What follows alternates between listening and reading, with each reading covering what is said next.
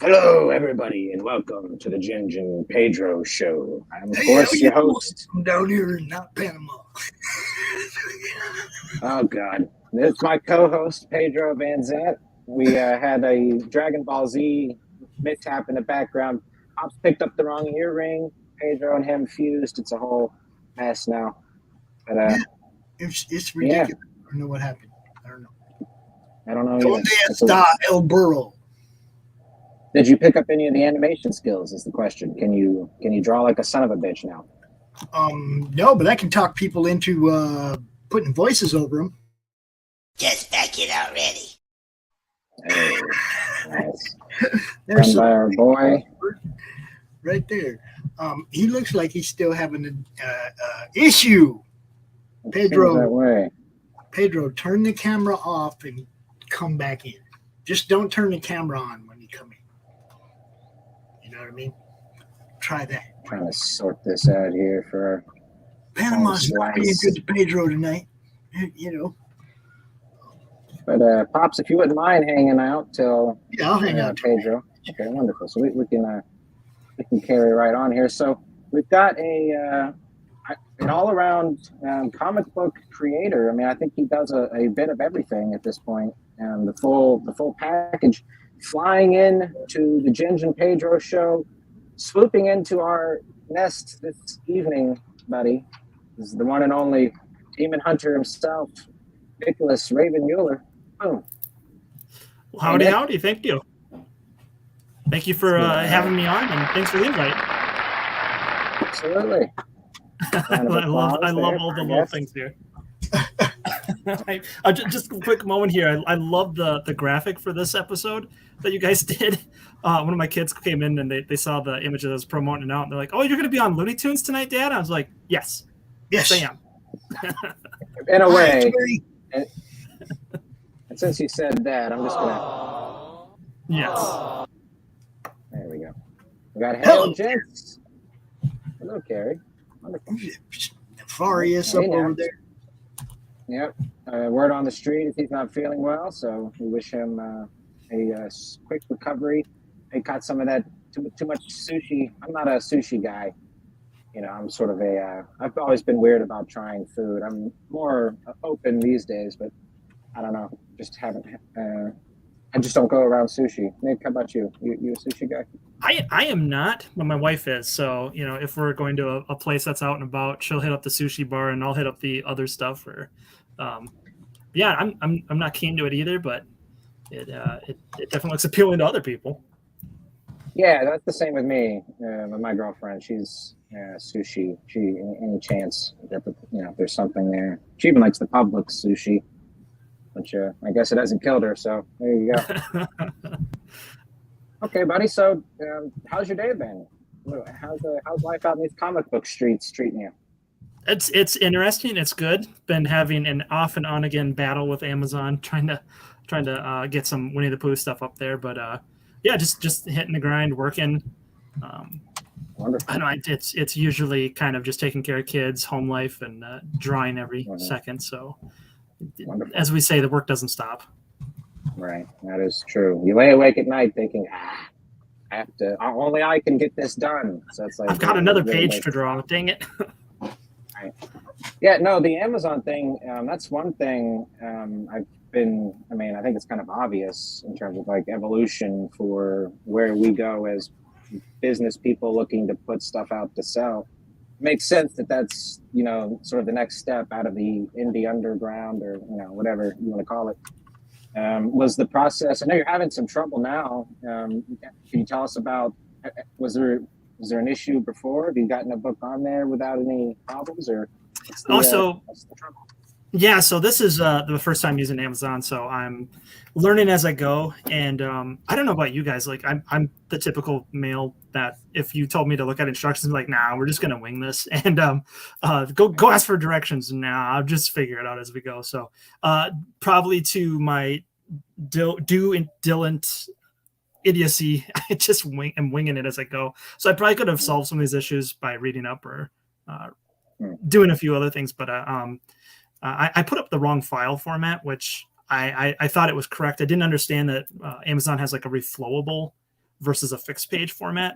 Apparently, like if you're reading like a novel on there, it has a reflowable thing. So like when you expand on the text, it will enlarge the text in a way that works along with your phone or whatever device you're on, like a tablet. And if you're doing like comics and stuff, you want like a fixed page format so that even if you're doing like the panel to panel page view, it has a better flow and it doesn't expand it. It stays within a certain format. So I didn't realize I had it in reflowable format based upon what I had uploaded. So I had to figure out how to do that. So that's what I spent most of my day today. But over the weekend, as I had submitted it, they blocked me on grounds of copyright infringement. And Jesus. Yeah, it was the first, the other mistake, that was my mistake. I probably could have read up on that and been like, oh, reflow, fixed format page. But the other one was blocked based upon Winnie the Pooh content. Well, he went into public domain as of 2022 January, and we're in August of 2023. Right. So it's over a year and a half that should have been cleared. But the current verdict is that it's still a little spicy or hard to navigate with Disney's Winnie the Pooh copyrights and trademarks, because that is a avenue of difference. So I'm thinking the algorithm just picked it up based upon Disney protocols or whatever, because they still got to make their bank. So I just got a hold of a rep and got that fixed. Right. Very nice. That's great. Yeah.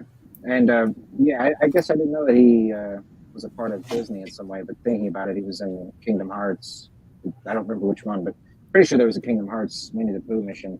So I guess you probably had to be part of Disney to get on that. Well, he's the third highest grossing financial income for them. He's a huge moneymaker for Disney. He was because they brought him in the 1950s, I believe. But yeah, I've been, even when I was running campaigns and trying to run ads, I've been what do you want to say, struck or whatever. My ads have been taken down because not at the time people weren't as familiar with him being public domain at that moment, and we're just like, oh, he's can't wait. Yeah, I was gonna say, you're going like horn to horn with the mouse, man. I'd have people message me going, "Can't wait for Disney to sue you." I was like, no, that Disney didn't create him. So just sometimes the things that you'll come across when you're trying to promote something that's fresh or new, and it's the fun little hurdles. They're not as many issues now that movie came out and created more of a widespread knowledge of the situation, because people are like, oh, why are they making a movie like this? Why would Disney allow this? Well, no, Disney didn't have a hand in any of this. The original works from the 1917s to the 1920s, are now free for people to use within, legal rights. You just can't infringe upon anything Disney did. Mm-hmm. So, are you interested in getting a hold of Mickey Mouse or is it Steamboat Willie? Is that technically the version that's going to be in public Yes. domain? So Steamboat Willie enters. That's a huge gray area because Disney still owns all the trademarks, and if you could do a Mickey Mouse version, but the Steamboat Willie, that's gonna be tricky. I do, for anyone that looked into Volume 2, one of our extra stories in there was a Steamboat Willie one, because I accidentally thought he went public domain this year when I wrote it up and did everything, and then got it in the book, and then I was like, oh no, that's next year. Oh crud. So we're quietly not really making it known that there is a story out there. There is a Steamboat Willie out there, but only backers got this one. Yeah. But that's a fun version because I'm doing more based off of a parody. So he's the Steamboat Hunter of the Sea, and he is the one that will partake and take care of all your needs. But he's one of the characters in Winnie the Pooh Demon Hunter as well. Very nice, and I appreciate your nods, if you will. This is my only book out of this series that I've read, but it's, I think, volume 4. But I'm pretty sure I recognized a few just friends characters and just people that I know. But also there was one character that I believe is like a Cloud nod, which I thought was fun. This guy right here. Yeah, like he was the sword and the arm out. Yeah. There's a lot of Final Fantasy sort of like archetypes in there. I wanted to portray the guys with the big swords, especially like was it Aaron, however you said it, from Final Fantasy X. Because those guys always just look so cool. So I wanted to play it Volume 4 was playing a lot of archetypes, and just saying thanks to a lot of people that had a hand or were people that I admired or worked with or were friends with that I wanted to pay it forward to. Very nice. Yeah, man, it was a great book, a lot of fun, and also the art is great, dude. I mean, I know you and Tyler both impressed me with the type of grit I wish I had, because for me, I consider myself just a hobby artist, really, but there's always that twinkle in my eye that if I put my nose to the grindstone, I could do it one day, like just draw my own stuff. But you and Tyler are, people that actually did it. So to me, that's always just like keeps that hope going a little bit. Well, thanks. I think it also takes a certain amount of insanity to pull off every little part of the job and push everything forward. Because I don't think anyone in their right mind would sit here and go, "Man, I can't wait to torture myself by doing all this today." And so, hats off to anyone that even attempts it or thinks about it, because it's grueling some days. Because you'll be on a drawing board for a lot. Back to the old drawing board. I guess the saying is true then. Yes. Yes. Very nice. So that's a great sort of segue into your creative journey. Let's sort of take it back to growing up. Was there a moment for you that sort of clicked that you said, I want to be a creative, I want to be a writer? Is there something like that in your childhood, or was that later in life? Yeah, so comics, before they became hard to find and aren't as accessible as they are now, they used to be able to find them in grocery stores or pick them up at your local convenience shop. And I strummed through Ninja Turtles, the Archie Adventures and Spider-Man, and whatever they had in the magazine bins. And it was always fun. I'd bring them to school and draw my own versions, and especially draw a lot of Ninja Turtles. But it wasn't until Jim Lee and Jeff Loeb's Batman Hush story came out that I realized that could be a job, that could be a career. Just nobody told me that there's no money in this area. I joke, but that was about the time that I was just like enamored, and it got addicted, where it's like, I had to go pick up the next issue and keep with it. But it wasn't something that really became something I wanted to do until like maybe 4 years ago, and wanted to pursue the indie side of it, especially when it became clear that the mainstream side of it just isn't healthy per se. It's not something that, like, back in the day you used to strive for that. It was like, someday I'm going to draw Batman, or someday I'm going to draw Spider-Man. And, you used to put portfolios together or work on an anthology, just show your work ethic, show that you could meet deadlines, you could put out a product, or, you had a sellable angle to you. But, with seeing everyone hitting up webcomics or Kickstarter and gaining audiences, that became very enticing to be like, well, maybe I could do something that people would enjoy. I don't have to work towards trying to get on Spider-Man or Batman or Superman or whatever those things. And I don't have to get the green light from someone. All I have to do is say, like, hey, these 5 other people, we all like the same thing. You're into this thing. Let's see if maybe you'll like the thing that I'm doing on or working on. And, it got really addictive when people start backing your book or start reading it or show you like, hey, I read this, or I saw that. And you're like, wow, really? Or they start seeing things in your own story where you're like, man, I didn't plan that, but like you caught that, and that's cool. So it becomes very addictive, and to the point where you're just like, I gotta start doing more. So yeah, I think that's around the time, because I always wrote stories as a kid, but it wasn't until like the last 4 years that it was like, I want to pursue something within this area.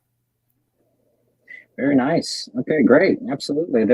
I can definitely relate with that. For me, there was like, growing up, there was a few companies that I wanted to work for. One was Pixar, but it was always from a writer standpoint for me, because drawing, again, was just always like, I mean, I grew up drawing till, like, the story for me is like, I stopped drawing the summer between 4th and 5th grade. And then like coming back to school for the 5th grade, like as soon as first day, the teacher lets us go. I was a horrible student. So the first day, the teacher's like, okay, after she's done talking, and gives us our first assignment, and I just immediately flip it over and start to try to draw, but didn't like what I was drawing. So I like, I told myself there, I was like, I lost it. And I didn't draw again until I was like 19. It was like a very strange way to handle it. But wanting to be a writer was something that I did always sort of see as a possibility. It was just something that I loved and came easy to me. So, but yeah. Yeah, and that's okay, the hard part, and everything like that. So let's So- go ahead, Bob. So I wanted to say just now, like I haven't seen Nicholas in a long time. He used to come out like CromCon way back when he was doing Demon Hunter #1. That's right. Yeah. And it's like it's been a while since we got to chat. So one thing I want to know is how much has the audience base or fan base for that particular title increased since then? Well, if I was more frequent on it, it would probably be more consistent. Because like I put out like maybe one of that title once a year right now. Right. So it can vary, but I'll have my hardcore fans and then the new people are checking it out. But I put out like 4 titles sometimes, so I have like a lot of segmented artists. But no, it's a decent size. I'm not like an EVS or a Common America size audience. I'm pretty still small. So, but the people that enjoy it, they're hardcore about it. And, Well, no, I mean, I see people Yeah. sharing your stuff all the time on Twitter and whatnot. I jump in there myself, retweet, because that's Right. what you're supposed to do. People, it's what you're supposed to do when you see something cool, hit retweet. Yeah, no, I agree with Pops there. I do see a lot of, your stuff is all over the place, really, on my Twitter as well. So you've done a great job at I suppose, cultivating an audience and a community, but also sort of the marketing. And do you have things that help you make marketing fun? For me, it's the idea of it is fun, but it's easier said than done, I've noticed. Yeah, marketing is one of those things where it's like a skill you got to pick up on the side. Like no one comes in like unless you like grow up as a used car salesman. I think that's kind of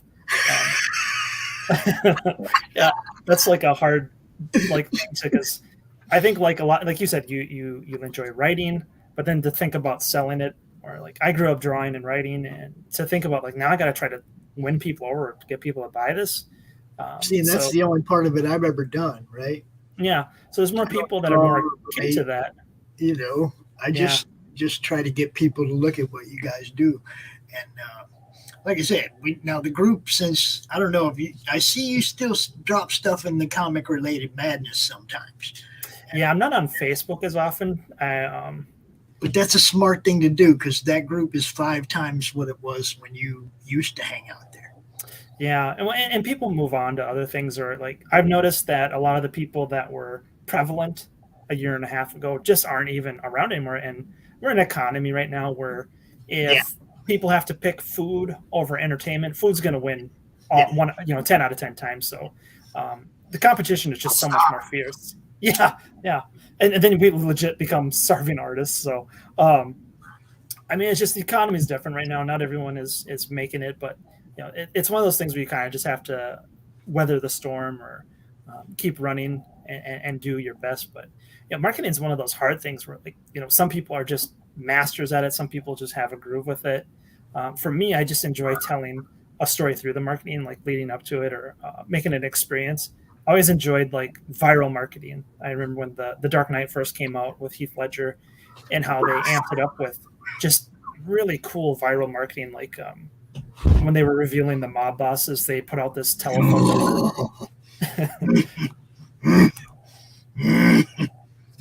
What is up, biscuits and gravy? I mean, but you could call up this number to talk to one of the mob bosses, and they threatened you over the phone. And I was just like, wow, that was a really cool experience because it made the movie that much more exciting before I even saw it. So if you can entice people or get them excited, and that can be hard because sometimes you want to hold in a lot of the story. You don't want to reveal spoilers, or what if I reveal too much of this? And that can be a hard cup to balance. Or do you fill it too high? Do you make it too low? Or and then what parts do you share that are enticing? Like you can say something that no one cares. Like, so what? Like I don't care about this. Right. So connecting with other people, that relational aspect is really important. And you're not really thinking about that when you're drawing or writing. You're writing a story, and then you got to go, "Wait, oh crap! I gotta go talk to people now."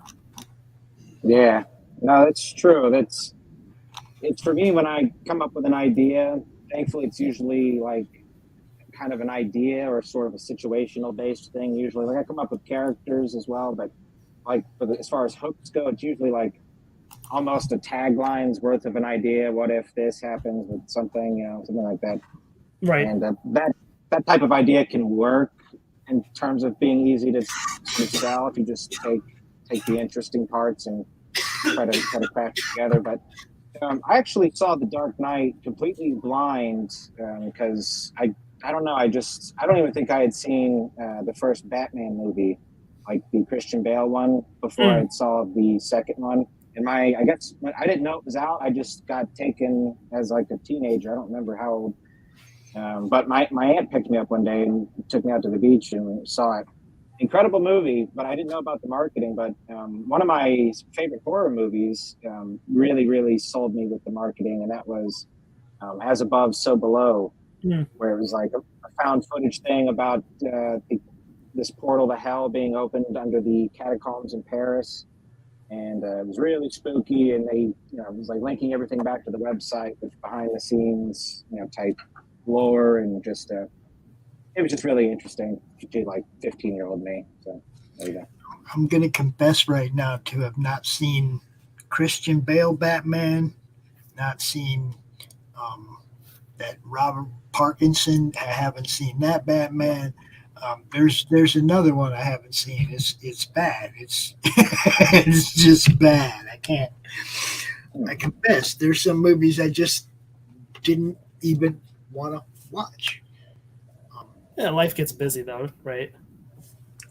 No, I mean it's not like the opportunity hasn't presented itself. I just meh, I look. I got to be impressed with the concept. Redoing Batman over and over again, redoing Spider-Man over and over again. No, these are worn out concepts. If you can't give me something new that these guys are doing, then do something else. Just do something else. I'm tired. I'm tired of seeing Batman's new Batmobile. No. 1966, baby. That's the Batmobile. I'm tired. But we'll put that on your tombstone, Pops. I'm tired. I'm tired. But that's another good segue. We're talking about the old. Let's talk about the new, buddy. So before we get into your Fund My Comic and everything, could you give us a sort of brief, not necessarily catch up of the series, but tell us who Demon Hunter Raven is, and a little bit of lead up into that, and then we'll hop right on over. Yeah, sure. So Demon Hunter Raven is about a guy that obtains a holy relic that gives him this supernatural armor that helps him fight against demonic forces. And it's the most powerful, highly sought after weapon in this war of light versus darkness. So there's a lot of organizations, entities in that looking to obtain it, use him, and for nefarious, good, bad, whatever reason. So it becomes intertwined with a lot of other particular things. But the larger story also is that he's in the modern day story, but this is a story about demon hunters throughout history in different time periods. I'm not catching up with my words here. My mouth is moving faster than my brain can catch up with it. But it's also looking at an enemy that is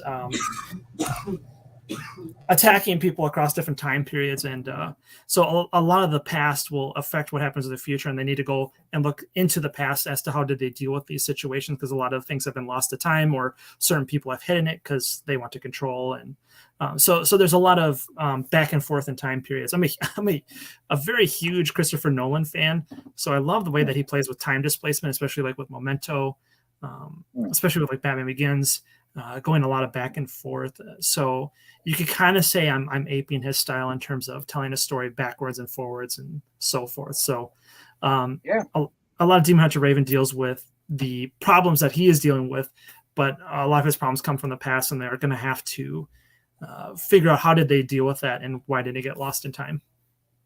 I'll just clear the air real quick, despite what old Stick in the Mud over here was saying about Christopher Nolan's Batman movies. I love those movies. I thought they were great. The only thing I guess it's sort of growing on me was I actually was working in a movie theater when that third one came out. Oh. And yeah, I mean, it's a great movie, but the only thing that really kind of stuck with me was, and again, I think maybe it's grown on me, but was Tom Hardy's Brain voice. I mean, I know it's from the source of a meme, but it's an I'm feeling interesting direction. I'm feeling not sure I would have went with misrepresented. it. I didn't say they were no good. I said I didn't see them. I did not I'm just talking. care to see them. They might have been really, really good. I don't know. I just didn't care. I heard that they were originally supposed to be spy movies, but was it Warner Brothers or somebody said, make it Batman, and you got it. I don't know if that's true or not. But hey, good stuff. What's up, buddy? I'm not sure I've heard that, but it's definitely well known that Christopher Nolan wants to make a James Bond film. So that wouldn't surprise me if he was trying to write some sort of spy thriller. But I do know that he was trying to get in there for a Batman appointment back when they were trying to revitalize the series after Schumacher. Right. I actually love those movies. I just don't go in there with any seriousness. It's like Batman 66 or whatever it is, like the original. It's like just pure cartoon fun to me. I mean, the live action. And Forever's a lot better than I think a lot of people give props for, especially after you just got off. Yeah, that one takes a little bit. Yeah, that takes a different approach. Right. I would be intrigued to see how Clooney would handle it now, with everything that's been said and done, if he how he would approach the character. Probably not the best in the lineup of Batmans, but it would be interesting with his knowledge now and a different script. Yeah, I could see him. We didn't really get to see Ben Affleck's old, sort of Dark Knight style older Batman in like any full version, but Clooney would also, I think, with the experience. Another story I heard, I mean, I'm just talking about my rear here, if I may, but another story I heard was that he said that he did the Batman movie for just the money, basically, and since it didn't do so well, he said that he kept a picture of himself as Batman, like to remind himself not to take movies for the money. I heard that one too. Yep. Yeah, and at that point, yeah. Well, and Batman's a lucrative deal. I mean, like, who doesn't want to jump into that and be remembered or seen in some sort of manner? I mean, the 1960s Batman was known for bringing in a lot of guest stars and people portraying zany characters and playing it over the top. I mean, you hear that said in a lot of interviews. So yeah, I believe that. Right, and that's kind of what I enjoyed about Tommy Lee Jones's performance. Arnold is cool party. It's just so deliciously cheesy. Arnold's delivery in that movie still cracks me up. I'll play the first opening scene of Batman and Robin for my older boys. It's just the ice slide, so it's me. That's a kooky movie. Yeah, it's very probably cocaine fueled, I'm sure. Probably no doubt. That could be why I quit watching them. Was those? Yeah, I mean, it could be. Come back to like get any. It's taken a while for people to come around on those. I think. We got people watching on Twitch, Facebook, YouTube. They're everywhere. On your YouTube channel, on my YouTube channel, they're everywhere. Thanks for watching, guys. Appreciate it. What's up, Rich? Timothy Olson, what's up, buddy? Titty biscuits, deliciousness, absolutely. Okay. Delicious biscuits. I like that. I'm not going to argue. I didn't say hello to Mr. X, but I don't want him to get it confused. Hey there, Mr. X. Thanks for coming by. Okay, so let's use this segue. So I'm going to pull up the Divine Anomaly. One thing I know I'm out of the loop on what exactly is going on in the Demon Hunter universe. I read Volume 4 today, and I saw a mixture of characters from other IP. Even I saw Clayman, right? I believe I saw a version of Riser Man. I don't know if that's correct or not. Yeah. Right. Okay. Yep. Sweet. So I'm seeing an assortment of characters on here as well with your Divine Anomaly piece. So how far out of the loop am I with this volume to where we're at now with this latest installment? So that's the fun part is even if you're out of the loop, each story or character is meant to be their own jumping on point. The Divine Anomaly is the first collection of all those stories that have been occurring throughout the year to catch you up. So what you're reading actually succeeds what the Divine Anomaly is. And this is also kind of a second chance campaign from what I just did on Kickstarter. So we funded Demon Hunter Raven 5 already, and now we're just showing some more love to the Divine Anomaly hardcover. So those that missed out are looking to just grab a book or whatever can jump in on this. But this is the grand, huge story I've been telling for the last like 2-3 years. So you've got Naomi, Radiant Rapture, Saint Nick, the Demon Hunter, Winnie the Pooh, and all those different characters that have been popping up or telling this wide story is now going to come together in this 210 page black and white large interconnected story. So it tells it from all the way from the beginning of Saint Nick to the end of Volume 3 of Demon Hunter Raven. So you'll have like the Phantom Sparrow, Naomi's story in there. And the next set of stories that we're telling right now will pick up the pieces of Divine Anomaly Volumes 2 and 3. So this is just a good way that if you're out of the loop, you haven't, or this is your first time hearing of me, this will get you completely caught up on everything. Because one of the biggest things that like we all complain about the mainstream is like, oh my gosh, we got to pick up these 10 titles just to know what's going on in this event or this certain story. So this is just me collecting all these 5-6 different stories together and telling it in the proper chronological order, but also with the narrative pieces. And a narrative piece, so like Radiant Rapture is about a story about a nun named Naomi and her fight against this nocturnal demon, and he's called the Nocturnal King, and he is enslaving the land in the 1400s France.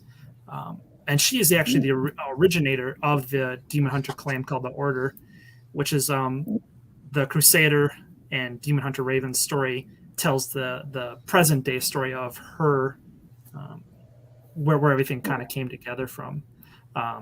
So all these stories have some sort of piece that comes to like it's a giant puzzle piece, and this is the first time I'm pulling it all together. So Very nice. when people were reading these in real time, I would reveal a piece of that puzzle. So there was a lot of like, oh, this came from that, and now we're connecting to that, because that's one of my favorite parts is being able to tell these stories separately, because they're all individual characters and they all have their own things going on. But as we were telling that in real time, the things that people got to see, like, oh, this is from this, and now this is from here. So yeah, this is the first time we're going to show where each one of those pieces connected, and moving forward, that will play a larger part as we move into other parts. So it's really exciting because I didn't plan to bring Winnie the Pooh in, but as things moved forward, it became a hell of a plan. Yeah. You just kind of I'm adapting as I go. There's a plan, but when fans demand something, you make room for it. That's right. Very nice, buddy.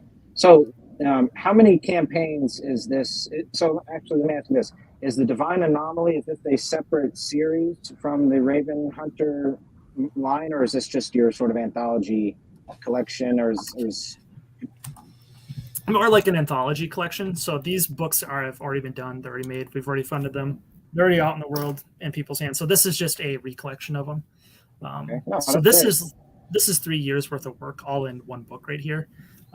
It's not. It's collecting first issues of certain things, major story points of certain other issues. So it's you're not getting full story packages. Like if you pick up Radiant Rapture, you're going to get the full story compared to what's actually in this book. But it's to give you an idea of the characters, the settings. You're not going to get skimped out on story. It's just it's going to be like if you watched a YouTube summary of like the Daredevil show, like this is what happened in Daredevil. You're going to get all the key moments. You're going to still get fed the same way, but the individual titles will be a much more complex story and have way more beats to it. Similar to like more traditional comic book style publishing, where it's you're not having to collect a bunch of everything, but the way they put everything together in a floppy gives you a more linear, just the fun stuff essentially.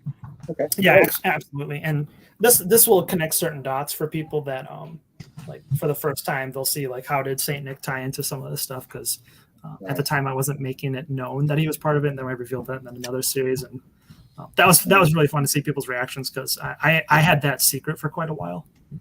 I just put it up as a fun little one-off, and then it was revealed to actually be a in continuity story. And that's always fun when you set up your audience for an expectation, and you're waiting for that reaction to come.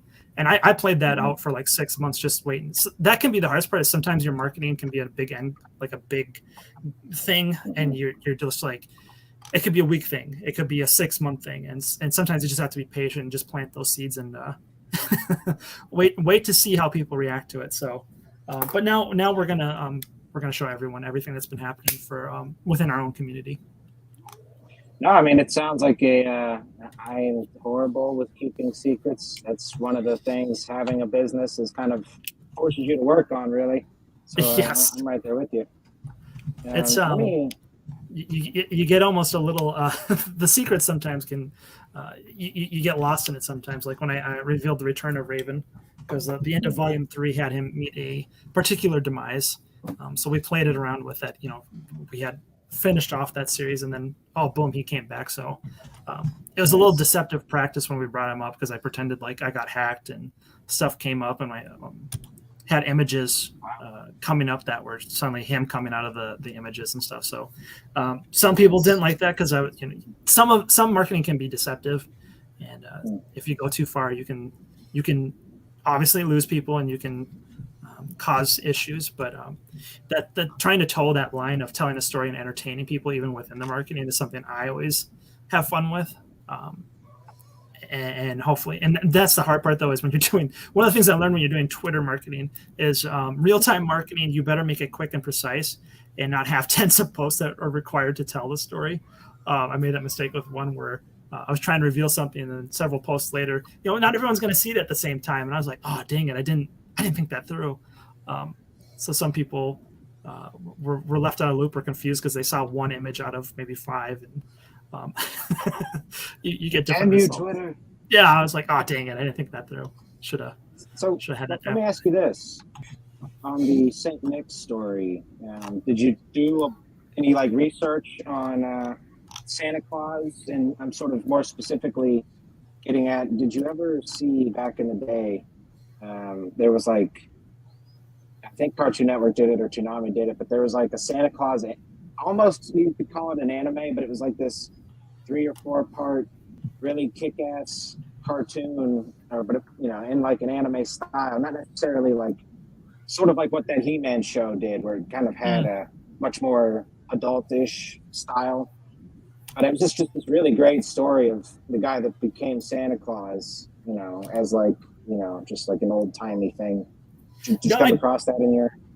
No, this is I don't even know what that is. I'd like to look that up sometime and see what that is. But no, this is the actual Saint Nick, the actual Saint Nicholas from the. We took the story from the Nicene Creed from 300 AD. Wow. So it's based off of the actual man that the legends are based off of. So the tagline has always been, before the myth, the legend, there was the man, the actual person. And then we just said, what if he's a demon hunter? So pretty straightforward and simple. So, and his story has always been fun because, so many myths have been born from this single saint. And his idea of, if you didn't abide by the faith that he stood by, he seriously punched you out. And I was like, yeah, this dude seems legit. Okay, I want to tell a story about it. So we actually take an actual event that occurred within the actual St. Nicholas, him and the Nicene Creed, them actually talking about the actual entity of Christ and all things related to that. And it's a very heartwarming story that's in it, because he has to hunt down the Krampus. So we still add some fun elements in there, but it ties in wonderfully with other things. And he's kind of a hard-boiled man. I'd like to almost, yeah. And that time period, it's do or die, especially when you're, and it's good to hear Krampus getting his comeuppance. He's been a bit of a folk hero this last decade or so. Yes, and Krampus is a huge component to the St. Nick's story in terms of what we're telling, but he's more of a slow burn story. We haven't been able to tell much, and I don't want to. Yeah, you'll have to pick up the Divine Anomaly to see how it plays out, but I don't want to say when his story comes up again, because that is something that will be coming up here real soon. So the best way to do that is to get caught up right now. Hey, say no more, sir. Let me pull up. We got some questions here. Didn't you have long hair, Ginger? I feel like you had long hair. I did. Yes, I did. Pops has been I cutting me can't. I down. still can't get used to looking at him all looking like Opie and shit. A former Ginger. Don't worry, buddy. You don't need the hair to qualify, really. As long as you had it at one point, you get the pass. You got the freckles. Let's see Keep here. waiting for Aunt P to come look over his shoulder at me. That's God. you know. So is this on Fund My Comic? Why, of course Yes, it sir. is. Yes, sir, it is. We got the link up in the top of the chat for all those out there in TV land. And so, okay. So let's see here. Let's go ahead and dive. Could you just maybe tell us some of these characters that for those that are unfamiliar? Sure. So right there, front and center, is the main character of this whole entire the guy that basically everything's been built off is Demon Hunter Raven himself. He is currently in his relic armor form, and he is the catalyst for everything. So everyone is trying to obtain it or use him, and that's where a lot of his story centers on. Is he's an amazing, awesome character with like all these powers, but of course you don't want a character that is so overly the most powerful character. You got to give him a handicap. So one of the rules we have in this universe is you might have this ultimate power like a relic that gives you a power like an armor like him, but you do get capped. There is a certain point where the armor is draining from your energy, and if you can't withhold it, you actually then will be depleted, and you just become like super hungry and weak and shaky. So as much as you put into it, it's also going to be taking. So that's one of the lingering issues. You can only stay with it for so long.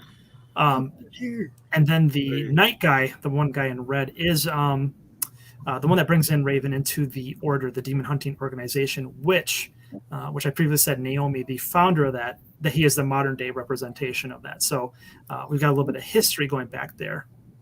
And then to the left, the cat girl, who is Violet here, is I don't want to give away too much of her story, but she is part of a different demon hunting clan, and they're kind of like a ninja subsect. And they tend to be at odds with the more knight version of the characters. So there's kind of I always want to do a knight versus ninja story. So we're building up to that in story or in universe. Yeah. And then behind them is a question. Yeah. Go ahead, buddy, sorry. Oh. And then the person in the back is a new character we just introduced in the last campaign for Demon Hunter Raven 5, and her name is the Phantom Sparrow. And we're still kind of revealing that story in line. She'll debut in this Divine Anomaly hardcover as well, and she'll be in the Demon Hunter Omnibus #2. So she is a new character, and she is just popping in. She's not a demon hunter. She's just a street vigilante that's looking to get justice for something that she got wrong done. So we will be revealing more of that story as we go in. But these are the main players that are the focal point besides Naomi, who is a representation of the past. So we've got like the past and the present. So these are all the characters that take place in the present right now. They're the ones that are dealing with the supernatural forces, the current villains and stuff like that. So, but very nice. One of the things we're playing with in the current story that just funded on the Kickstarter is the dream realm. So I always hate stories where they like to it was all a dream. It never happened. Wow, way to psych out your readers, man. Nothing happens. Like the mainstream, always recycling stuff. So I always wanted to play this idea of what happens when you fall asleep and you have nightmares? What if those are demons actually trying to take you over, possess you, kill you, whatever? And you're actually just as susceptible. Who's hunting? Who's protecting you during that time? Yeah. You know what would be better? If you woke up and it's even worse than the dream. Yes, and that's nobody has done that ever. Well, we may have done something similar to that in this book. So we're building up to those moments. We're still revealing it.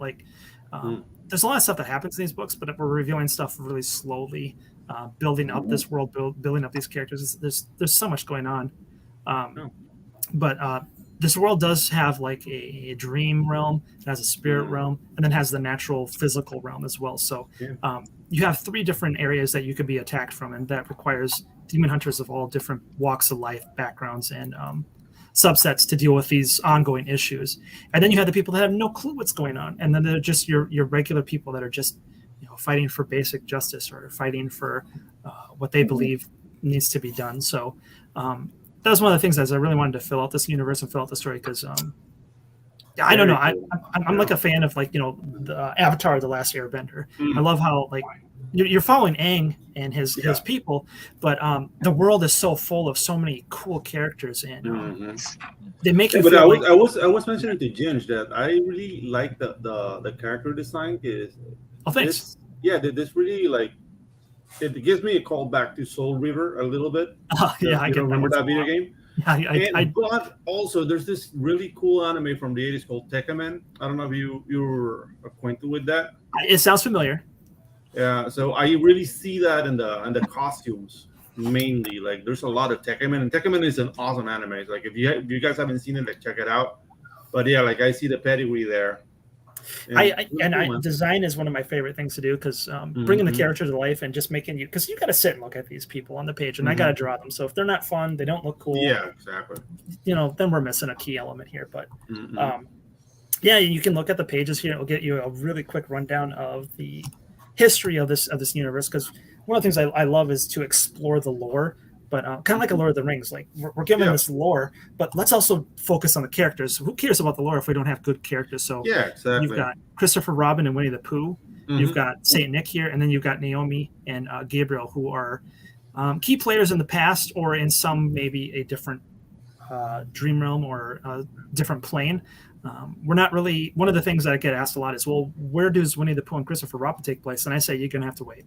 Yeah, exactly. That's the cool thing about lore. Like lore needs that air of mystery, because like I was reading somewhere that Tolkien didn't really want to write the Silmarillion, because what made the Lord of the Rings special, it's all this back lore of people like, well, what happened? Like you don't know, but it happened, and that's what made it cool. So basically, in our stories, we should put like little like splashes of lore. Like, hey, there's more behind this, but we shouldn't give it all right away, because that's part of the journey, and that's what people really enjoy. So you tease people, you let them know that there's something there, but you give them as much bait as possible to bring them in. And that's the fun part is a lot of my story takes place, it goes back and forth. Oh, we're in the present, now we're in the past, because if you go down a little bit more here, in the past, this guy named the Nocturnal King in the 1400s just appeared out of night and just started taking over places. And he's a demonic entity that just started enslaving people and forcing them into his sort of like demonic possession. And I mean, the name is really cool. Thank you. The Nocturnal King in the 1400s, like, whoa. Yeah. Were they 1400 from the start? Wait, what? That's a very specific number. Yeah. What happened here? Yeah. So specifically, it takes place in the 1407. And so it would have been within a time of actual turmoil in France. They would have been in between kings and different sort of monarchies and stuff like that. So Naomi here, who is a nun, ends up having to step up and take on something called the Radiance Armor. And it's the only thing that's going to fight back against the Nocturnal King. And his whole entire issue, though, is he doesn't just demon possess people. He basically gives people an ultimatum. Either join my kingdom and become a mindless zombie slave to me, or you can become a general in my army, or you can own power. I'll give you power, and you can join my side. But the thing is, you got to serve me. And the plight comes down as Naomi doesn't want to serve him. She wants to serve the Lord. She wants to serve the higher entity power. But at this point in France right now, historically, is you've got sickness, you've got it's either you're really really rich or you are the dirtiest of poor. So you don't have many foods. It sounds like our modern day right now. So things are hard. So the church at that time should be giving to people. It should be helping people. Well, historically at this point, the church wasn't helping as well. So people are turning their back to the church. Well, she still wants to do what she believes to be right and be the service of biblical nature. So there's a lot of people that goes, well, this guy's giving us food. He's giving us safety. He's giving us all this stuff. So a lot of the story on that point hinges upon giving yourself over to negative things in just basic needs and necessities being met. So I'll give you food. Download Instagram. Yes. Yes. But her story, we know that she defeats this entity. We don't know how, and we know that at one point his armor is passed off to be protected, and some people in modern day are now trying to actually grab it because it has the most powerful thing that can control people. It's got a lot of it's got these nocturnal gems on them. So each piece of his armor is actually its own actual relic or its own entity. So if you were to put on the chest plate without any other things, you would have 10 times more power than another, like someone else around you. Or even if you just put on one of the gauntlets, you'd have an immense amount of power. So cut to the modern day with Demon Hunter Raven and all those other characters, there's different people afoot trying to obtain these armor pieces and to excel their own agenda, their own plans. So there's some other characters, some other villains that come before him or after him, but the general point is like someone's always fighting for their own agenda, their own want or need to control, obtain, enslave, or what have you, and these other people then got to stand up, rise up, and stand against that to put it. But the reoccurring thing is some of these enemies are just they're the same enemies that they fought before, but they're timeless. Demons aren't going to die in this world. So but the humans are have a like a timestamp on them. They're not going to last forever. So certain organizations rise up, try to hold and stay true to that. So one of the things we have is the church has a paramilitary group called the Demon Hunters, called the Order, and they go through different time periods of are they helping people, are they not helping people? So right here, this is the Crusader. They have people called Crusaders that are high generals in their Demon Hunter paramilitary groups that go out and control troops and go and hunt down these demons. Sometimes they go rogue, or sometimes they're not always in line with certain aspects of the group, or sometimes they're used. And just like with any sort of organization, there's always a power struggle. Yes, there's a lot of complexities within that. So that's where you meet a large amount of the cast in that sort of place as well. But yeah, Raven this guy becomes the mentor to Raven and trains him in the ways of demon hunting, the history. And that's where Naomi's group, the person that was fighting the Nocturnal King, she originated and founded the Demon Hunters of modern day, and that's what he serves. So that's one of my favorite things, is to point back towards characters while we're talking to them in a modern day story. And they're like, yeah, this guy was really important. And do you feel like it's really important if I just told you it's important? Well, I want to show you too why they were so important. So yeah, exactly. Show, don't tell. Yeah. So we go back a lot of times to just make certain emphasis and show why that is so important, to bring you to that moment, so that when we come to the huge climax of that story, it has more weight behind it. So absolutely. This has been like a 3-year-long story to come together, and so for the first time, I'm collecting it, and it's coming in hardcover or softcover. And it's just been such a fun story to play with. Yeah, I was just thinking that as soon as you said the word weight, I was thinking like the ability to, as long as you sort of hit a few key notes that you're playing with in the present, all that ability to write whatever you want for a backstory really does can really beef up the story. I mean, you can almost sneak in an entirely separate comic book or storyline, yes, just within the backstory, and just make it that much juicier. So, well, and one of the fun things too is people will tell you who their favorite character is, and you can kind of go, well, I've got more story to tell here, so let's lean into that more. Like the Crusader was just a fun mentor character to Raven. He was he's the hard-edged combatant, and people are just like, I want to know more about him. I was like, well, yeah, sure, let's tell some more stories. So we have a 20-page story in here where he has to deal with this thing called the Fear Demon, and I always loved the Scarecrow from Batman, so I wanted to do something that was similar and touch that about a demon that could literally control your fears and make you go insane from it. So yeah, just the rest of this is just kind of pinpointing those actual series. Like here's like Radiant Rapture and the things that are going to make the Divine Anomaly anthology here. But anthologies sometimes they feel frustrating because it's just different stories, and sometimes they're connected, sometimes they're not. But this is just an anthology in terms of it's collecting other series together. But it is one complete story telling you how these pieces play together, the narrative pieces, and telling a complete story. It's just it's more condensed.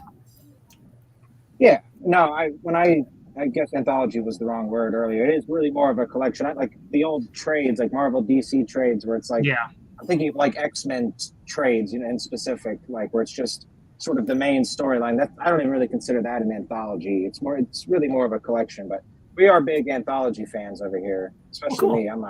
I love anthologies. I love short stories. So it's, some people feel anthologies are a dirty word, but not here. Well, and I got my start in anthologies back in Yeah. 2006, 2007. When Pete was first doing his Alterna Tales, I was one of the first stories in one of those way back in the day. And that was You that old was dog, you. yeah. Then that's when we were still trying to work and get into the industry and stuff like that. But like that was Very nice, 20 man. years ago.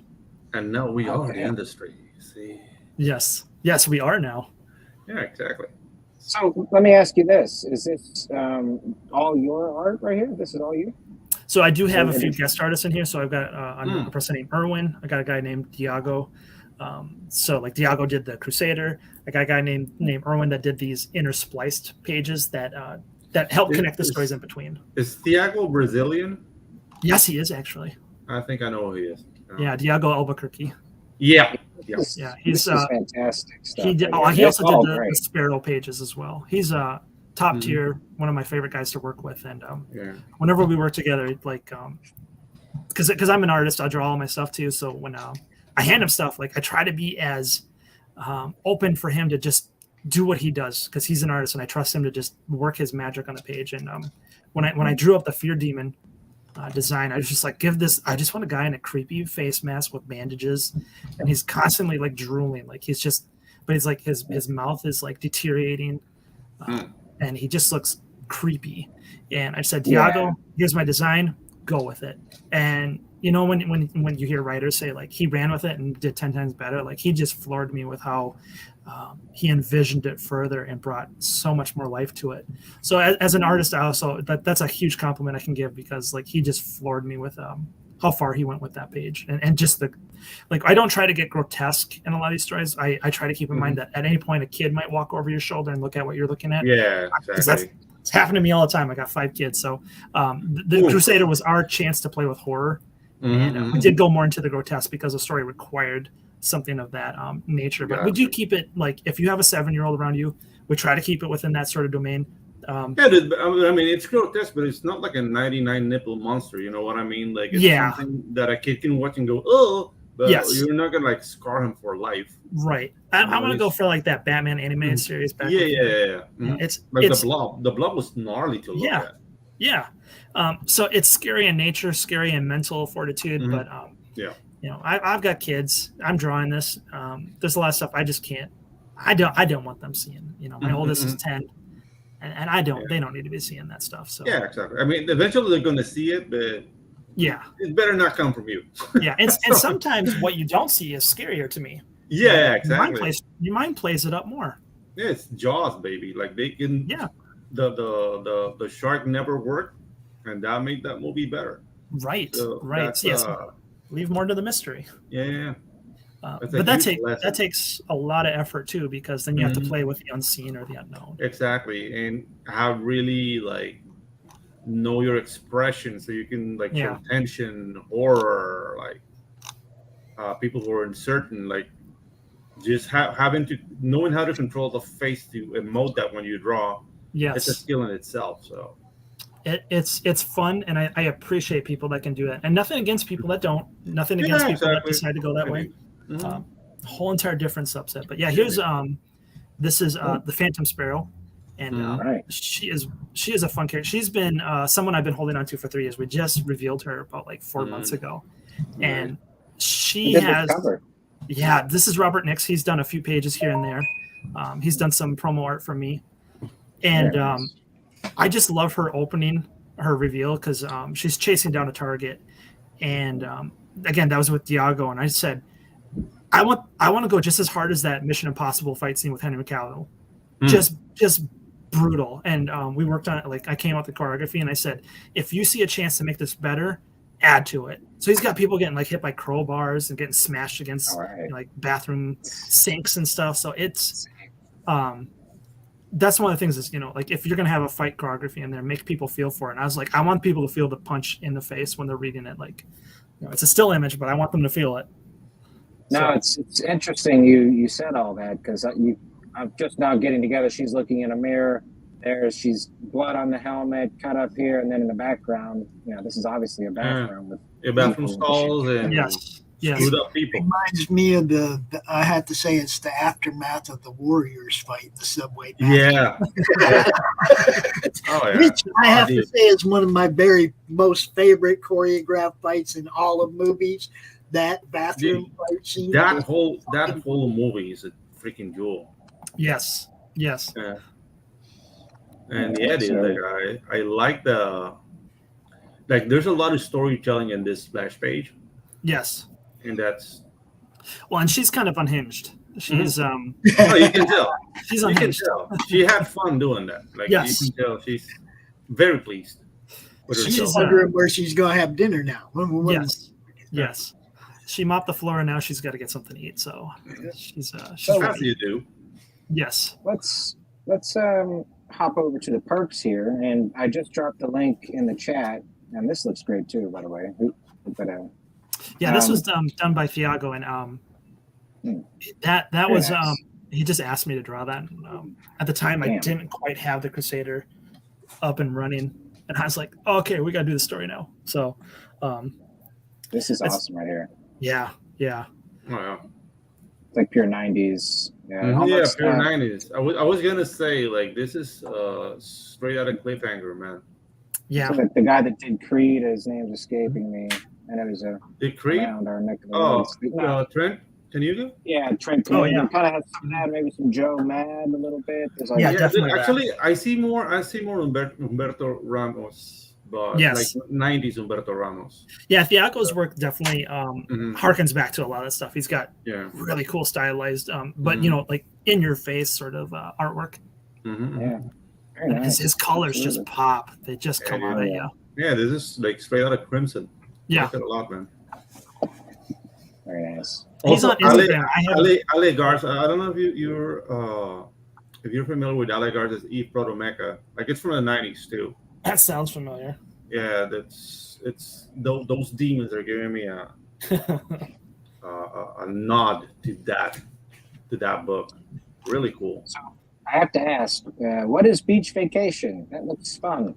Yeah, so that is just a special. That was I'm trying to recall it here. So it is literally. We'll reveal how that connects in the volume 2, but the joke behind it is, man, we've been running these characters wild. They've been on one fight after hunting demons. You know what? It's time to give them a beach vacation. So in story, these guys now just step out of their stories and go to the beach, and hilarity ensues. So. Just like in those funny offshoot anime episodes where it's like, hey, we're gonna go to the beach now, and you're like, why are we going to the beach? Yeah, it's to get to see the characters in bikinis. Yes. So it's just one random story, but it does connect. But it's just it's one of those things that it won't be shown until we collect it later. But it's just a fun thing to just show these characters, because the stories are always so serious, and I wanted to show that these characters are goofy and it's just silly. It's good to have that range, and the things like it's a good breather between like events. Yes. If you go gloom, then I don't know, it just turns heavy. You know what I mean? Like after a while, it's like okay, you gotta allow people time to breathe. Yes, and people can only handle that for so long before they're just like, okay, it's time to go on somewhere else. Yeah, exactly. No, I like it, and I know you're a big manga anime guy, and so am I. And I love the fun slice of life, just stuff where it is sort of lighthearted. You can really feel it when they're doing it right. It's gives you that warm and fuzzy. But let's speaking of sort of lighthearted, warm and fuzzy over here. I do see a friend. Hey Neo, what's up, buddy? Says, geez, I almost missed all 3 of my indie bros in one night. Yeah.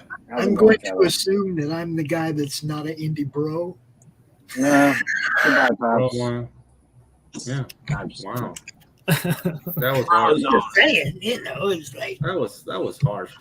I don't know who he's leaving out, so I'll claim it. Okay, I don't know who he's leaving out, so I'll claim it. An honorary indie bro. How about that? All right, Pops, you're in the crew. Or is Pops considered a marketing bro? Yeah.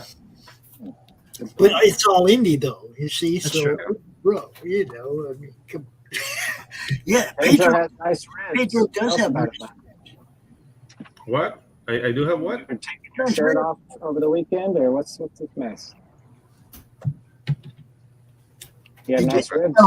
Did you eat the whole rack, Pedro? Oh no, I was feeding my family, man. Like, nothing was left. It Oh, was yes. it was really good, man. I got that new barrel grill, and yeah, I was having fun. Forget about it. Yeah. I'm making porchetta again this weekend, so we'll have pictures. Yeah, dude. So, real quick for everybody before we hit the perks, we do have the link in the chat. So, you guys definitely is it 210 pages? You said, Nick? Yeah, it's over 200. I don't have God. the final count yet, but yeah, this is it's all black and white, and it's It's all right, Neo. We love you, brother. All right, so let me take it to the top here, and we will hear all about it. Yeah. Okay, buddy. What do we got? Yeah, so you can. There's going to be digital and physical of each one, but if like you want to just get the Saint Nick story, because each one of these has like a one-off short story or a story to be told, so you can get the Saint Nick story about the man, the myth, the legend. Before he was, before there was a Santa Claus, find out about the guy from 300. I might have my timeline there wrong, but the guy that actually originated from all these tales originated from the Turkish saint. That was I mean, there's several. Yeah. Okay. Yeah. Cool. And so then there's a physical or a digital of that, and then next up is the Elijah the prophet digital, and that's Elijah has always just been one of my favorite biblical stories, and as a person of faith as well, I wanted to share that out with people. Cool. So it's very cool, man. Yeah. What is his story quickly? I'm not familiar with it. It's the story of where Elijah said, "No more rain. There will be a famine then," because at that point the Israelites were worshiping a false god Baal. Yeah. And then he had to go hide in the wilderness. And actually, the story is very important to me because he was fed by ravens. And keeping with the kind of the connection here, Demon Hunter, Ravens play a huge part in my story. So I've always wanted to pay that forward and pay tribute to that story. And Ravens poetry there. Yes. And of course, my moniker being the Ravens Loft or Nicholas Raven. It's always just such a fun story that harkens back, and you could tie it into these stories if you wanted to. It's not required reading. It's obviously just a fun play on things, but if you want to add a little bit more depth to your reading of this overall stuff, it's a fun little add-on. I called you Blood Raven in the video description, so you can add that to your list of titles, buddy. There you go. If it suits you. There you go. But, yes, speaking of so many great characters in the Divine Anomaly, Neo, I'm just trying to find Riser Man here, but it's hot in my house. I don't know. I really like. I mean, if we're talking Bible, I really like cautionary tales. Mm-hmm. So my man is Saul for things what not to do. That's my boy. See, and David is like my favorite biblical character because check this out, man. When I was about 8 years old, I played David in a play. Oh, cool. Oh, cool. Okay, so I got to throw a fake sword at Saul and all that shit. It was fun, dude. Nice. I mean, I was 8 years old. That was over 50 years ago, and I can remember it was yesterday, dude. I was destined for the stage. What can I tell you? You can like stop the call of the boards, the stage. Yeah. I got the bug when I was young, dude. Well, there you go. Stuff like that. All right, Nick. So take us back on, sir. Let's get back on the train here. Yeah. So then you've got the digital of the beach special here. Then that's 20 pages, and you got the Saint Nick physical. The beach special is a black and white story, but Saint Nick is in color. Okay. But everything printed in the Divine Anomaly is a black and white. There is no color version of that. But their own separate stories do have color versions of them. I see. Right. So just for the some of the pages were never color to begin with. So instead of trying to do that, because I'm working on Winnie the Pooh and stuff right now. This is just a collection of stories. So I'm not actually working on this book. It's just it's a second chance, or it's like an open bookstore right now. Like I've dubbed it the book fair, where people can just grab a book. I guess Neo likes Violet, huh? Yeah, Violet is a fan favorite amongst many people. She's as fast as a cat, and just as I describe her as an actual cat, basically to a lot of the fans. Like she'll just if you got like a glass of milk on the counter, she'll just randomly come up and just knock it off and then walk away. So Damn. temperamental, angry, and we'll call you a chump to your face and then act like you like she didn't say it, and then be like, "What?" Sounds like my ex-wife, man. So she's a lot of she's a favorite amongst a lot of people, and I don't know why. I say with a wink. Yeah. Right. Yeah. Not too Yeah, much. it's, Wink, say no more. Yeah. There you go, Pedro. Well, you said say no more. I will not say anymore. Okay, so if we picked up Saint Nick or the Winnie the Pooh story separately, it would be in color then, just to clarify. Yeah. Winnie the Pooh is not on this campaign because I'm drawing the third volume of that, and those are on Amazon right now. Right now the first one is under review again, but it should be back up by like tomorrow, Right, or a day after. So, and also, yeah. Before we go, because we'll wrap up here shortly. We're going a touch long, but we had a great time talking. So, and you've got a little bit more to share. We do have your Patreon up, which has some additional content as well, right? That you're working on. Yeah, that's kind of where I could do a lot of behind the scenes polls and involve the people behind the scenes, as I said already, and do fun other things. Like right now, we're showing off some old comics and a bunch of other stuff. So very cool. Oh yeah, very nice. Okay, so we've got the Divine Anomaly Volume 1, right? A digital PDF. Yeah, and that's just the digital version. So if you just want to kind of get if you just want to get started, you just want to follow the overall story. The next one won't come out until probably this time next year, but it's 200 pages, so you got plenty of room to read. And if you decide to pick a favorite, eventually all these books will be heading over to Amazon, which will make it a lot easier for people to come over with and it'd be more accessible. That's the one thing I'm really pushing this year, is to be more accessible, be more in different places instead of just Kickstarter or just right. Open up more places. Absolutely, completely agree there, my friend. All right, so on to page 2 here, right? We've got a physical and a digital for $10. That's a great deal. Yeah, always nice to have. And that's just in black and white. That there is no, so that's just a fun little quick story for anyone that wants to check into that. But and then if you just want to check out Demon Hunter Raven, we've got the digitals. Those are all. Let's see, the first volume is 230 pages, and then the second volume is like 200 pages. So they do come in color. Neo putting his Riser Man's making a move on Violet. Yeah, making a move on Violet. Look at that, dude. That's smooth. Better watch your character, bro. You're gonna be great. He's already slid into her DM, so there is Yeah. You see what I'm saying? It's like Riser Man. Watch out. Yeah, Riser Man with that smooth lotion. Look at him. Yes. Don't let anybody fool you. This man is secret filth. I talked to him behind the scenes. He's a dirty bastard. Careful now, because we haven't said the word the whole show. You haven't He's said doity. He's We're doity. avoiding the P word this episode, Pedro. So whatever you do not say that word. I will not say filth, sir. Good man. All right, let's carry on here. So, all right, so we've got the first 2 omnibus, over 400 pages in both. Is it omnibus or omnibi? That's Omnibus. Omnibus? Yeah. The plural. English is not my first language. Sorry. Dude, you're doing better than I did. It must feel great to just have a fat stack of your work. Boom. I look forward to it. Mm-hmm. It's fun. I mean, it's always crazy to look back and be like, wow, that's 3 years worth of work right there. And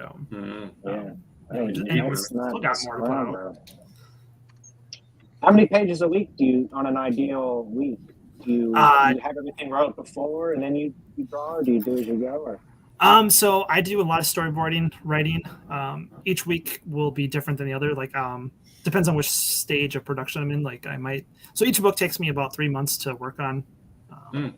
And so sometimes I'm working ahead on a book, doing pre-production, or I'm doing post-production on a book.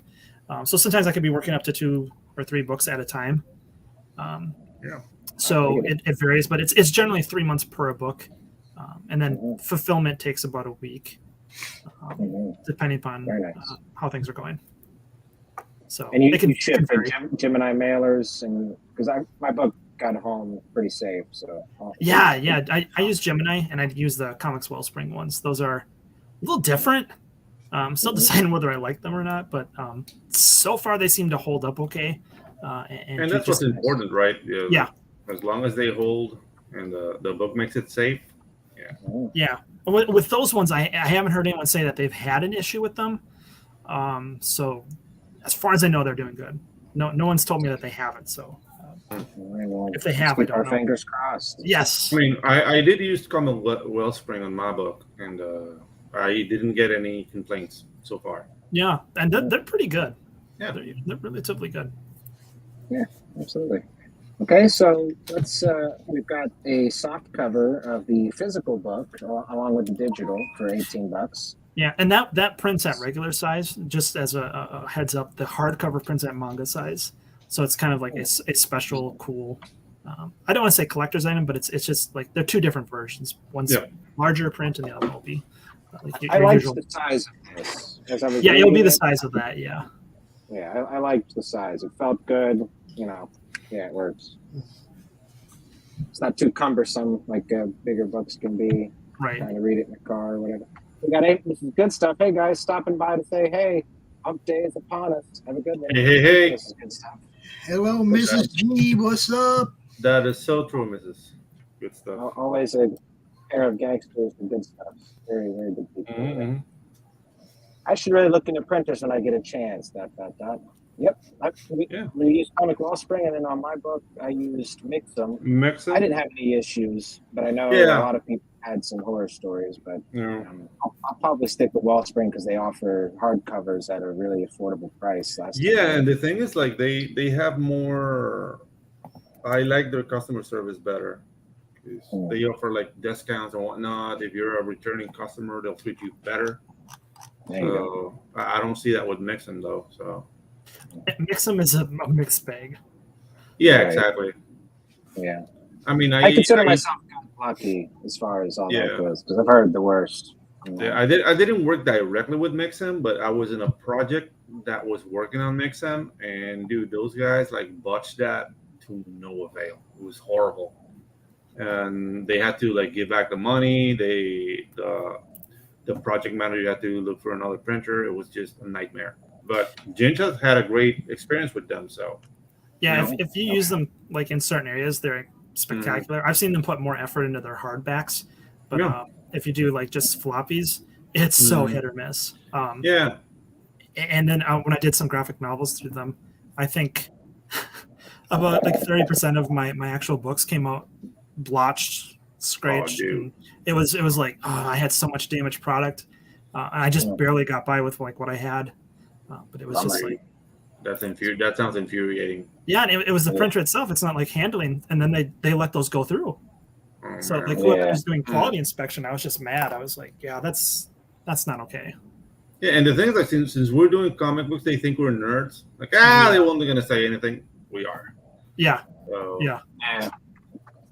Yeah, no, that really can't fly. And again, I do consider myself lucky on that. I live in Florida, so I don't know if the printers or whatever. But yeah, I mean, as far as the experience I had, though, I mean, they gave me, I don't remember what the date was, but like expected for my books to arrive, but they were there like 2 weeks early.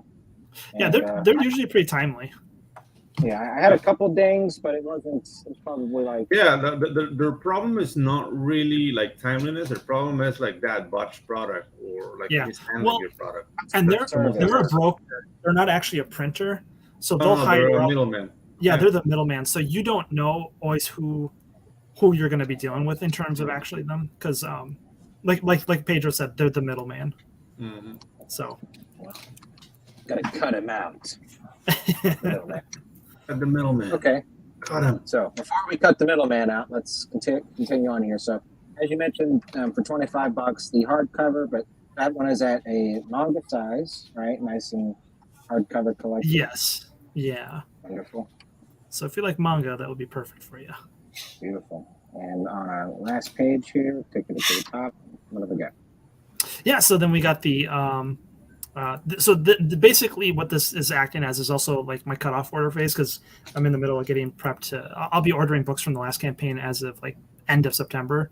So if people still want to jump in before I order books and close this out, this is just acting as like a storefront now. So Right. this is what I'm making available. There's certain things from the last campaign that I'm not bringing over here because they were just first come first serve. That's one of the cool things about Fun My Comic. Like you can keep that indefinite store open. Yes. Mhm. Yes, I'm considering running Winnie the Pooh simultaneously on here Mhm. and over on Yeah. Kickstarter, Mhm. and making it accessible through multiple means. Yeah.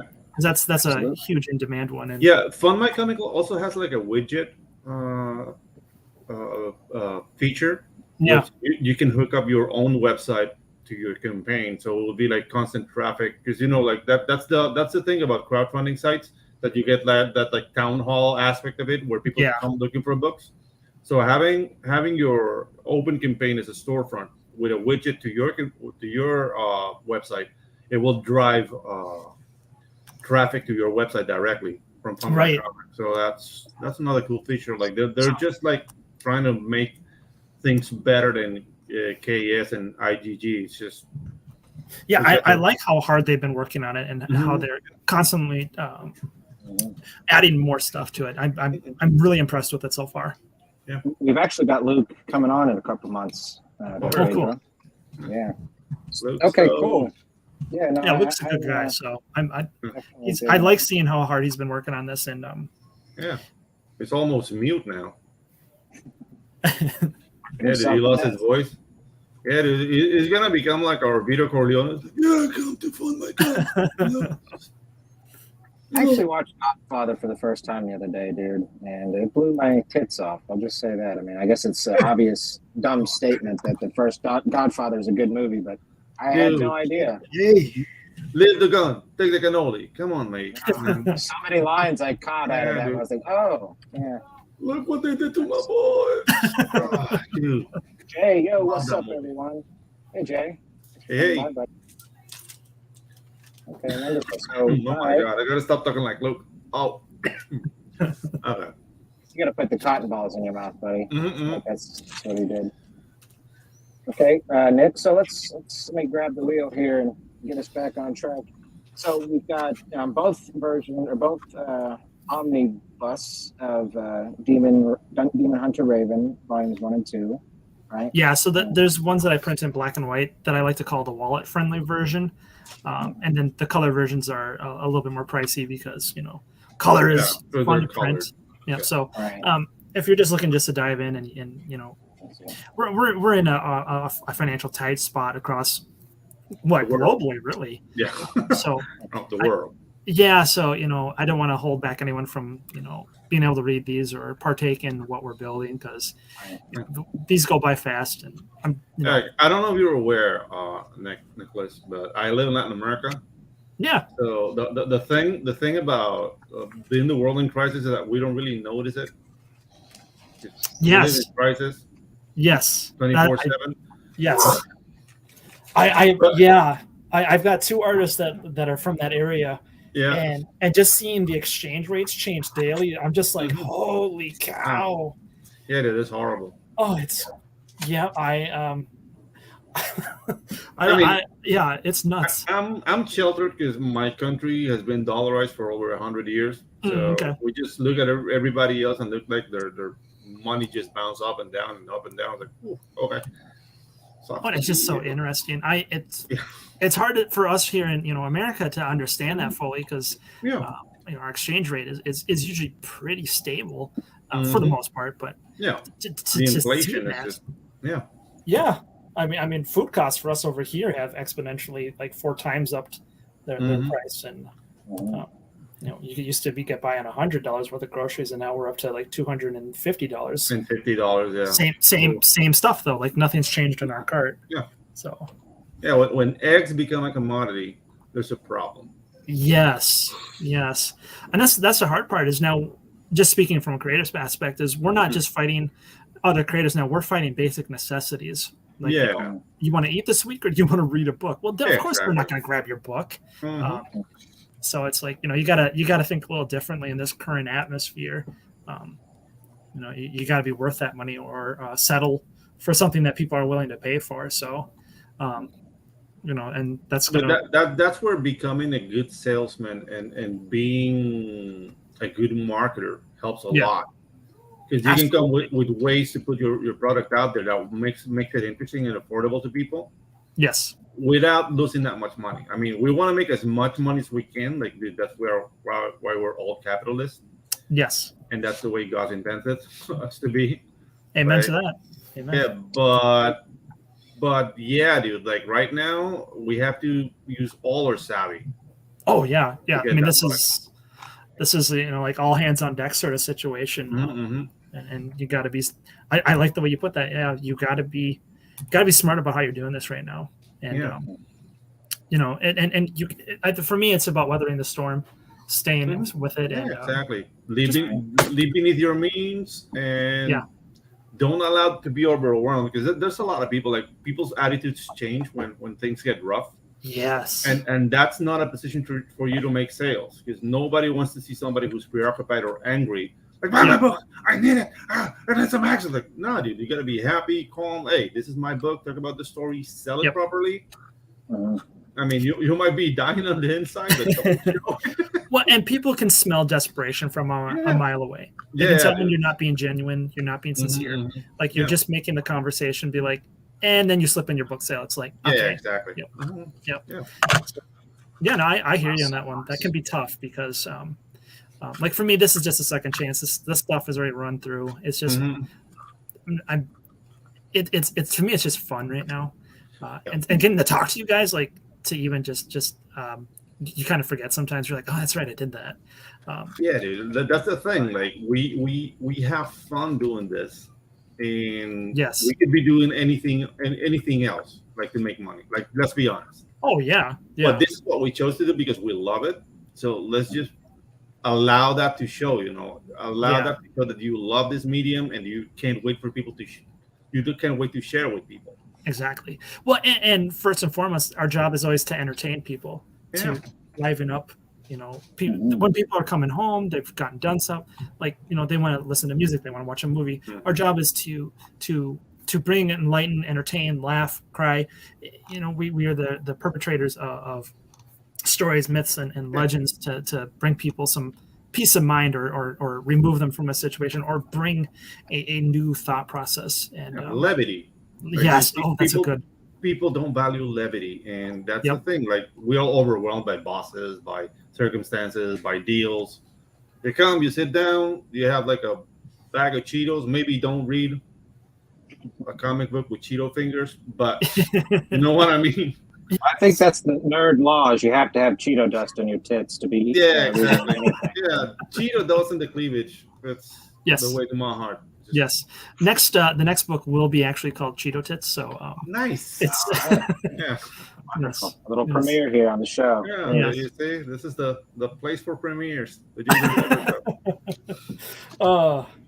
yeah, that's the heart, is listening to the audience, listening to the people, because I think even as creators, we can get stuck in our boxes of of course, and the people on the other end, they need to be taken care of, and that's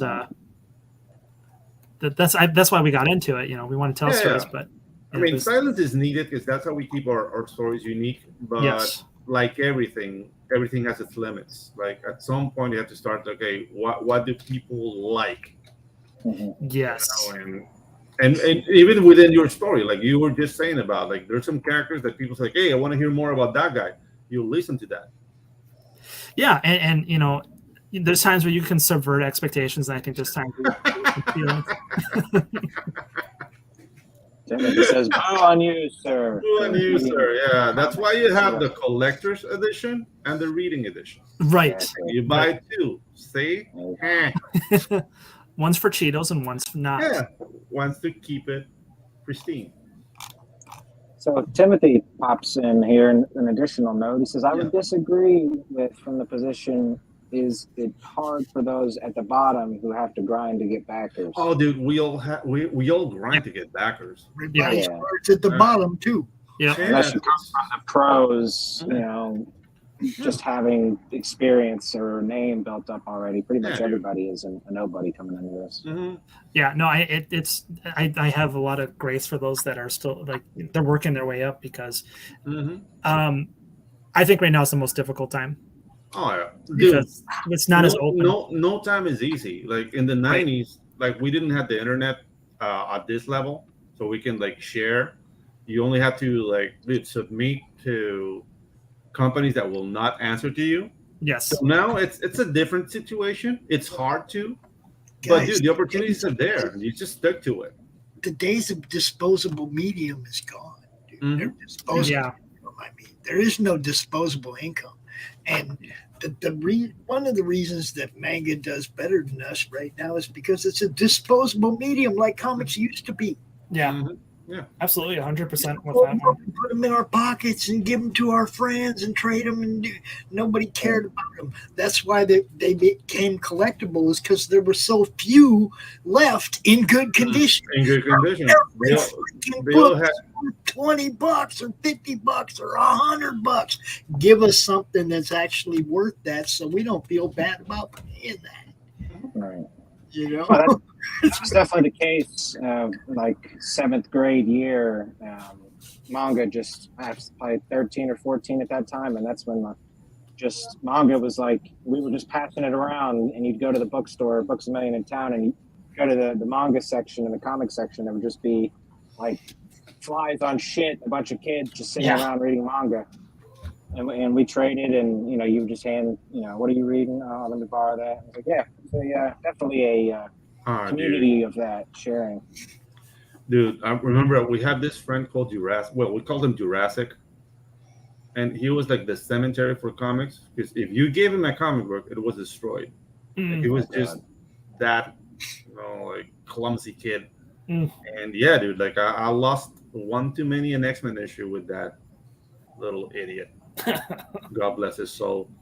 Yeah, I mean, I'm not a big fan of like. I've had to correct people like, hey, don't bend the corners there. Like everybody kind of has. Yeah, You gotta lay down the law. I'm getting flashbacks. That's nervous. That's nerve wracking. Yeah, I got little kids, and it's like, Mhm. Watch your kid. No, I'm just kidding. But Neostar says here, if I don't write Riser Man, who the heck will? Well, actually, I do have a few people I trust with Riser Man. If something happened to me, but I haven't formally disclosed that yet. Well, let's hang on to that. We'll just not die anytime soon. Japan simply creates. They don't need to hijack existing IP to put something entertaining. They will just make it. You're here to that, my friend. Yeah, absolutely. Yeah. Timothy too many things have adds- been taken over now. Oh yeah, yeah. And Timothy adds, not all of us can fund a comic in hours. Very true. That is the golden ticket. Yeah, very true. Like it's just like build up your platform, keep at it. At some point, you will. Yeah, and That's it takes the goal. time. Yeah, it takes time. To Neostar's point, though, I didn't finish the show. My girlfriend watches a lot more manga or watches a lot more anime than I do. I'm just glued to my computer working, so it's on in the background. Oh yeah. But she was really heavy into My Hero Academia a couple, like 2-3 years ago, when it was really a bigger talk. And that show is a prime example, and even Invincible, right, in the American sphere, like Invincible did really well, that show. Oh. Right. Well, the way they both reinvented and played on, character concepts that just when they did it, you're like, oh God, that's brilliant. It still shows that, with a little bit of ingenuity, new things can be done. Ingenuity and passion for what you're doing. Right. Absolutely. Well, and that was kind of the fun part, is they played upon the tropes better than our own current day. Yeah. Right. Exactly. Very nice. Okay, buddy. So we've got here for $45 our last two perks, the full color physical edition. So are these full size? Yeah, they'll be full size. So the only thing that's printed at manga size for this campaign is the Divine Anomaly hardcover. Okay. So everything else is going to be full size, like your regular. So. Oh, man. Do you have any of these in? Have you had any of like a hardcover full size? These are 200 pages a piece, roughly, right? Yeah, I had those available on the Kickstarter. I did Winnie the Pooh in hardcover for a few special ones, and that was like so cool to see those in that sort of format. I haven't done that with Demon Hunter yet, so this will be interesting. So the people that get those will get to have a very few, because I like to do special versions where we vault them then, or they like those people got those different versions, and they come out every once in a while. So like we did a special off version hardcover for the first Winnie the Pooh, which is a recreation of an old illustration by Shepard from the old original Winnie the Pooh stories, redressed to look like it's for demon hunting versions. And whatever I printed for that was the only ones that will ever exist for that. So I like to pay it forward back to the people that come in here, you know, because a lot of times, you know, it's just fun to kind of do those fun little things. Absolutely. I'm really big into homages and nods, and sort of speaking of which, actually, if I can, real quick, gentlemen. Oh my God, not a hustler. No. So my first book, speaking of homages here. Oh, there you go. Fox. Yes. Right. Foxman, Frank Miller, Elliot Rodriguez did this. Right. Daddy. Look what old Daddy Long Freckles got in the mail this week here. This was like, I think almost 2 years ago now. Yeah. Let's see. Boom. If I may, got the original. Oh wow. Boom. Yeah, man. 11 by 17. I have to get it framed, and then I'm gonna hang it up. But yeah, man, this is the original piece by Elliot. It's quite breathtaking, really. It's just getting to see it up close, dude. This guy is a sharp artist, Elliot Rodriguez. He's better and better with each thing I see by him too, because like dude. Absolutely. He is just. Man, there's a lot of murderers, dude. Like, and that's what's really exciting about this whole like indie scene. Like, as time progresses, you can see people getting better and better, and you get scared. And oh, I have to get better too. We're gonna be left behind, baby. A lot of people bring in up in their game and bring in new things to the scene. So bringing the heat. Yes. For sure. All right, boys. Neo Star busting balls here. He says, to be fair, Invincible had been out for a while. They just decided a decade later to make a cartoon for it. I know he's not busting balls. I gotta mess with my boy. He says, oh yeah, I remember Foxman. Yeah, we're doing a full length next year. It'll probably be in an anthology as the featured story. That's my little secret plan here. But okay, gang. So let's. Nick, I think we've covered it, buddy. As far as the campaign goes, right? I think you did, and I thank you very much for having me on and having this awesome talk and just talking comics with you guys. Yeah, dude. Oh, dude. Yeah, it's been a pleasure. The doors are always open, man. Anytime you want to fly back into our coop and lay a comic book egg. Heck yeah. Ew. What? You know what? I would love it if somebody laid a comic book egg. You know how much simpler that would be? You didn't have to do anything, just squat over a nest and dump out a comic book. Just look at Andrew Tate. Hey-o. Oh gosh. Yeah. Was it Top G? Top G. Top G. Yeah. We won't even go down that. I mean, I think we're all in agreement here. It's, $96. 97 Yeah. something? Yeah, 97 for one comic.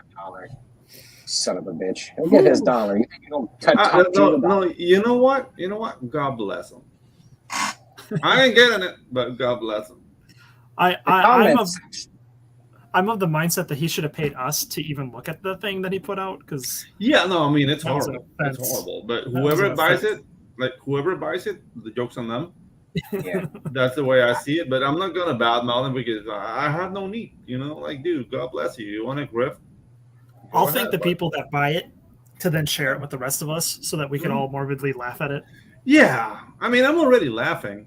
It's just like amateur hour art. Yeah. No. And I've been told it's like the Matrix. But like Tate's Matrix. It's like it's that story. Oh. And yeah, it's just okay. It's Top G is the Matrix. No, it looks bad, and the thing is, he's always talking about the Matrix. Yeah, you know what I mean. Like I don't follow the guy because I'm almost 50, so I'm not 20, and I'm not afraid of girls, so I don't need to listen to Andrew Tate. We get it, anime. That sounds like a character's name now. Anime, like with a southern accent. I do watch that anime. Yeah, my mother's name was Anime. Anime. Hey, man. It's anime. All right, everybody. Let's get the hell out of here. I'm sure Nick has to go be a father. You know, Yeah, I got gotta kids to Yeah, go dude. put to bed. So Yeah, Yeah, so dude. thank you for Do your hanging out with fatherly us, buddy. thing, man. yeah, so thank you everyone. Thank you, and God bless all of you. Hey, dude. Yeah, God bless, you man. too, bud. Come on back anytime soon. We Yeah. will catch you up. All right. Definitely. Thank you again. Peace. Peace out.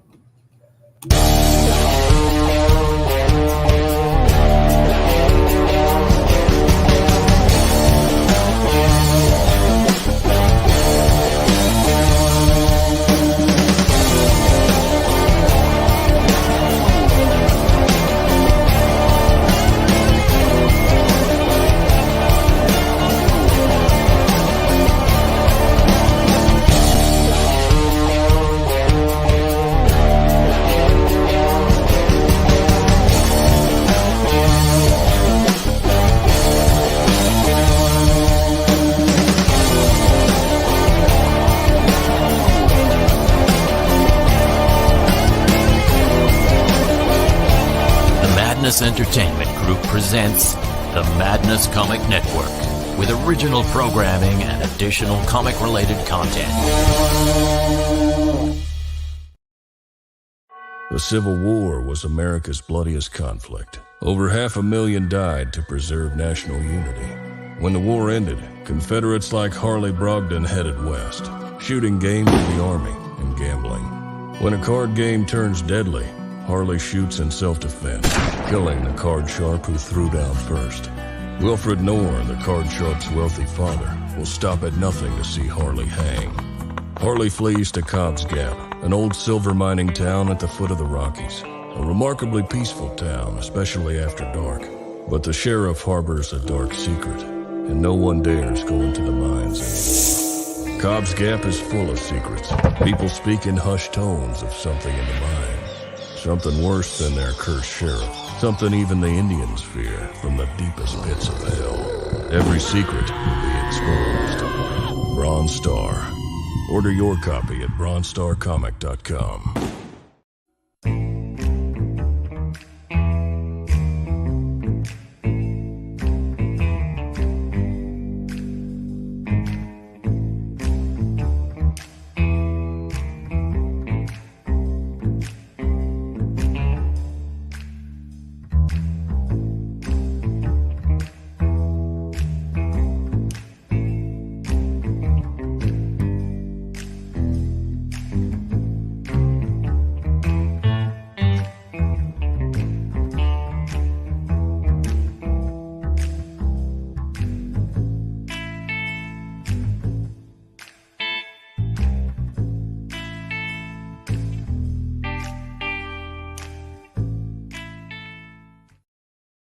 Comic Books for Kids provides comic books to kids in hospitals and cancer centers across the U.S. It's a place where we can all work together to make sure every child has a comic book. 100% of all proceeds go towards the kids. It's about making a difference, and while they're in the hospital, allowing them to fly like a superhero, battle dragons, or rescue teddy bears. We are in every state in the country and now support over 160 hospitals. Every month, we add more. Visit cb4k.org.